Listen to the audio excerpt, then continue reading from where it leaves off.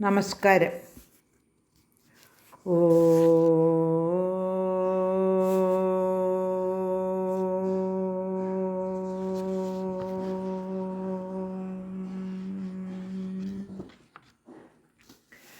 ഓ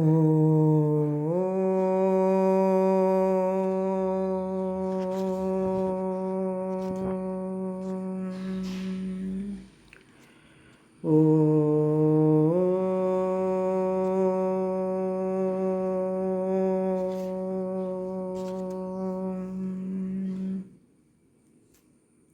ശ്രീമദ് വാൽമീകി രാമായണം ധ്യാന ശ്ലോകങ്ങൾ. കുജനം രാമ രാമേതി മധുരം മധുരാക്ഷരം ആരുഹ്യ കവിതാശാഖാം വന്ദേ വാൽമീകി കോകിലം. രാമായ രാമഭദ്രായ രാമചന്ദ്രായ വേധസേ രഘുനാഥായ നാഥായ സീതായ പതേ നമഃ. മനോജവം മാരുതതുല്യവേഗം ജിതേന്ദ്രിയം ബുദ്ധിമതാം വരിഷ്ടം വാതാത്മജം വാനരയൂഥമുഖ്യം ശ്രീരാമദൂതം ശരണം പ്രപദ്യേ.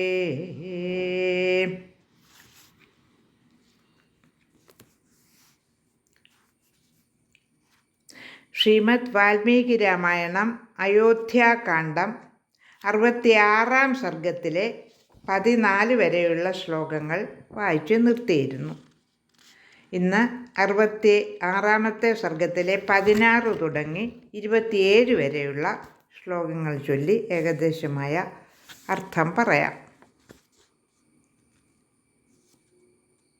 66-ാം സർഗത്തിലെ 15-ാമത്തെ ശ്ലോകം. നദുസംകാലനം രാജ്ഞാ വിനാ പുത്രേണ മന്ത്രിണഃ സർവജ്ഞാ കർത്തുമീഷുസ്തേ തതോ രക്ഷന്തി ഭൂമിപം. തൈലദ്രോണ്യാം ശായിതം തം സജീവൈസ്തു നരാധിപം ഹാമൃതോയമിതി ജ്ഞാത്വാ സ്തിയസ്താപര്യദേവയൻ. ബാഹുനിച്ഛിത്രകൃപണ നേത്രപ്രസവണൈർമുഖൈരുദത്യ ശോകസംതപ്ത കൃപണം പര്യദേവയൻ. ഹാ മഹാരാജ രാമേണ സംതതം പ്രിയവാദിന വിഹീന സത്യസന്ധേന കിമർത്ഥം വിജഹാസിന. കൈകേയാ ദുഷ്ടഭാവായ രാഘവേണ വിവർജിതാഃ കഥം സപത്യാ വത്സ്യാമ സമീപേ വിധവാ വയം. സഹിനാഥ സ ചാസ്മാകം തവ ച പ്രഭുരാത്മവാൻ വനം രാമോ ഗത ശ്രീമാൻ വിഹായ നൃപതി ശ്രിയം. ത്വയാ തേന ച വീരേണ വിനാ വ്യസനമോഹിതാഃ കഥം വയം നിവത്സ്യാമ കൈകേയ്യാ ച വിദൂഷിതാഃ. യയാ ച രാജാ രാമച്ഛ ലക്ഷ്മണച്ഛ മഹാബലഃ സീതയാ സഹ സംത്യക്ത സകമന്യം ന ഹാസ്യതി. താ ബാഷ്പേണ ച സംവീത ശോകേന വിപുലേന ച വ്യചേഷ്ടത നിരാനന്ദ രാഘവസ്യ വരസ്ത്രിയഃ. നിശാനക്ഷത്രഹീനേവ സ്ത്രീവ ഭർതൃവിവർജിത പുരീ നാരാജത അയോധ്യ ഹീനാരാജ്ഞാ മഹാത്മനാ. ബാഷ്പപര്യാകുലജന ഹാഹാഭൂതകുലാംഗന ശൂന്യചത്വരവേശ്മാന്ത ന ബഭ്രാജയഥാ പുരം. ഗതം തു ശോകാത്രിദിവം നരാധിപേ മഹീതലസ്താസ്യ നൃപങ്കനാസു ച നിവൃത്തചാര സഹസാ ഗതോ രവി പ്രവൃത്തചാരജനീഷുപസ്ഥിതഃ. ഹൃദേ തു പുത്രാദഹനം മഹീപതേർ നരോജയംസ്തേ സുഹൃദഃ സമാഗതാഃ ഇതീവ തസ്മിച്ഛയനേ നിവേശയൻ വിചിന്യ രാജാനമാചിന്യ ദർശനം. ഗതപ്രഭാദൗരിവ ഭാസ്കരം വിനാ വ്യഭേദ നക്ഷത്രഗണേവ ശർവരി പുരീ ബഭാസേ രഹിതാ മഹാത്മന കണ്ഠാസ്രകണ്ഠാകുലമാർഗജത്വരാം നരാച്ഛ നാര്യച്ഛ സമേത്യ സംഘശോ വിഗർഹമാണാ ഭരതസ്യ മാതരം തഥാ നഗര്യാം നരദേവ സംശയേ ബഭുർവുരാർത്ത നച ശർമ്മലേഭിരേ. 66 സർഗത്തിലെ 15 തുടങ്ങി 29 വരെയുള്ള ശ്ലോകങ്ങളാണ് ചൊല്ലിയത്. ഇനി 15ാമത്തെ ശ്ലോകം തുടങ്ങിയുള്ള ശ്ലോകം ചൊല്ലി അർത്ഥം പറയാം. 15ാമത്തെ ശ്ലോകം. നതുസ്സംകാലനം രാജ്ഞാ വിനാ പുത്രേണ മന്ത്രിണഃ സർവജ്ഞാ കർത്തുമീഷുസ്തേ തതോ രക്ഷന്തി ഭൂമിപം. മഹാരാജാവ് ദശരഥൻ്റെ മൃതദേഹം തൈലത്തോണിയിൽ സൂക്ഷിച്ചിരിക്കുകയാണിപ്പോൾ. ഇപ്പോൾ അയോധ്യയിൽ മക്കൾ ആരുമില്ലല്ലോ. അതുകൊണ്ട് രാജാവിൻ്റെ സംസ്കാര കർമ്മങ്ങൾ നടത്താൻ ചടങ്ങുകൾ എല്ലാം അറിയുന്നവരായ മന്ത്രിമാർ ഇച്ഛിച്ചില്ല. അതിനാൽ രാജാവിൻ്റെ ജഡത്തെ അവർ നന്നായി സൂക്ഷിക്കാൻ വേണ്ടത് ചെയ്തു. തൈലത്തോണിയിൽ സൂക്ഷിച്ചു. ശ്ലോകം 16. തൈലദ്രോണ്യാം ശായിതം തം സജീവൈസ്തു നരാധിപം ഹാ മൃതോയമിതി ജ്ഞാത്വാ സ്ത്രീയസ്താപര്യദേവയൻ. തൈലത്തോണിയിൽ സജീവന്മാർ രാജാവിനെ കിടത്തിയപ്പോൾ അയ്യോ, അദ്ദേഹം മരിച്ചു കഴിഞ്ഞിരിക്കുന്നുവല്ലോ എന്നറിഞ്ഞ രാജപത്നിമാരെല്ലാവരും വന്ന് നിന്ന് കരയാൻ തുടങ്ങി. ശ്ലോകം 17. ബാഹൂനുച്ഛിത്യ കൃപണ നേത്രപ്രസവണൈർമുഖൈഹൈ രുദത്യ ശോകസംതപ്ത കൃപണം പര്യദേവയൻ. ദുഃഖവിവശകളായി കണ്ണീരൊലിക്കുന്ന മുഖങ്ങളോടെ കൈയുയർത്തിക്കേഴുന്ന ആ പരിദീനകളായ സ്ത്രീകൾ ഇപ്രകാരം ദയനീയമായി പരിദേവനം ചെയ്തു. ശ്ലോകം 18. ഹാ മഹാരാജ രാമേണ സംതതം പ്രിയവാദിന വിഹീന സത്യസന്ധേന കിമർത്ഥം വിജഹാസിനഃ. ഹാ മഹാരാജാവേ, ഉള്ളം കുളിർക്കുമാർ എപ്പോഴും പ്രിയം പറയുന്നവനായ സത്യസന്ധനായ രാമൻ വെടിഞ്ഞു കഴിഞ്ഞ ഞങ്ങളെ അങ്ങും പരിത്യജിക്കുന്നതെന്താണ്? ശ്ലോകം 19. കൈകേയ ദുഷ്ടഭാവായ രാഘവേണ വിവർജിതാഃ കഥം സപത്യാവത്സ്യാമ സമീപേ വിധവാ വയം. ശ്ലോകം 19ൻ്റെ അർത്ഥം. രാഘവൻ വെടിഞ്ഞവരും വിധവകളുമായ ഞങ്ങൾ ദുഷ്ടഭാവയും സപത്നിയുമായ കൈകേയിയുടെ സമീപത്ത് എങ്ങനെ കഴിഞ്ഞുകൂടും? ശ്ലോകം 20. സഹിനാഥാചസ്മാകം തവച്ച പ്രഭുരാത്മവാൻ വനം രാമോ ഗത ശ്രീമാൻ വിഹായ നൃപതി ശ്രിയം. ശ്ലോകം 20ൻ്റെ അർത്ഥം.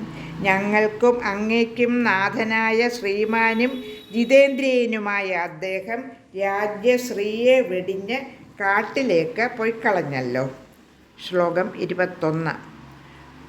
ത്വയാ തേന ച വീരേണ വിനാ വ്യസനമോഹിതാഃ കഥം വയം നിവത്സ്യാമ കൈകേയ്യാ ച വിദൂഷിതാഃ. ആ വീരനും അങ്ങുമില്ലാത്ത വ്യസനത്താൽ മനം കെട്ടവരായി തീർന്ന ഞങ്ങൾ കൈകേയിയുടെ ദൂഷണത്തിനടിപ്പെട്ടെങ്ങനെ കഴിഞ്ഞുകൂടാനാണ്? ശ്ലോകം 22. യയാച രാജാ രാമച്ഛ ലക്ഷ്മണച്ഛ മഹാബലഃ സീതയാ സഹ സംത്യക്ത സകമന്യം നഹാസ്യതി. ശ്ലോകം 22 അർത്ഥം: മഹാരാജാവിനെയും രാമനെയും ലക്ഷ്മണനെയും സീതയെയും തിരിച്ച് അവൾ മറ്റാരെ തന്നെ കൈവെടിയുകയില്ല. അവൾ എല്ലാവരെയും കൈവെടിയും. ശ്ലോകം 23 തബാഷ്പേണ ച സംവീത ശോകേന വിപുലേന ച വ്യജേഷ്ടന്ത നിരാനന്ദ രാഘവസ്യ വരസ്ത്രിയഃ.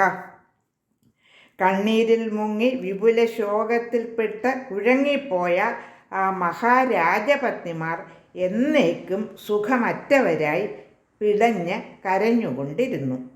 ശ്ലോകം 24 നിശാ നക്ഷത്രഹീനേവ സ്ത്രീവ ഭർത്യവിവർജിത പുരീ നാരാജതായോധ്യ ഹീനാരാജ്ഞാ മഹാത്മനാ.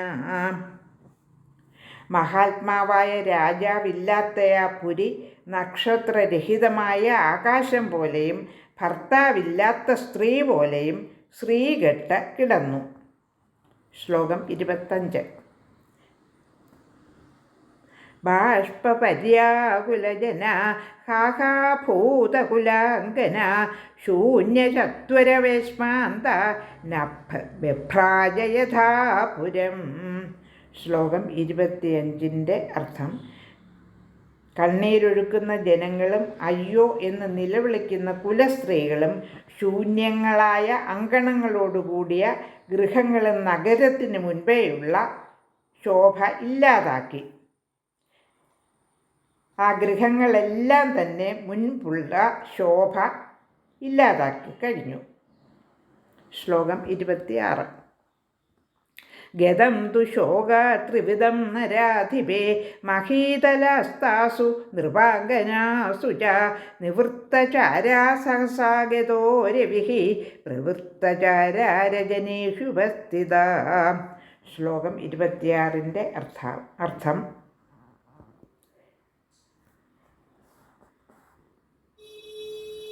രാജാവ് പരലോകപ്രാപ്തനായിരിക്കുകയും രാജപത്നികൾ വെറും നിലത്ത് കിടക്കുകയും ചെയ്യുന്ന ആ അവസ്ഥയിൽ തൻ്റെ സഞ്ചാരം പോലും സൂര്യൻ നിർത്തി. സൂര്യൻ അസ്തമിച്ചു കഴിഞ്ഞു. രാത്രി തൻ്റെ സഞ്ചാരം ആരംഭിക്കുകയും ചെയ്തു. ശ്ലോകം 27 ഹൃദയേതു പുത്രാദഹനം മഹീപതേർ നരോജയസ്തേ സുഹൃദസമാഗതാഃ ഇതീവ തസ്മിശയനേ നിവേശയൻ വിചിന്യരാജനമാചിന്യ ദർശനം.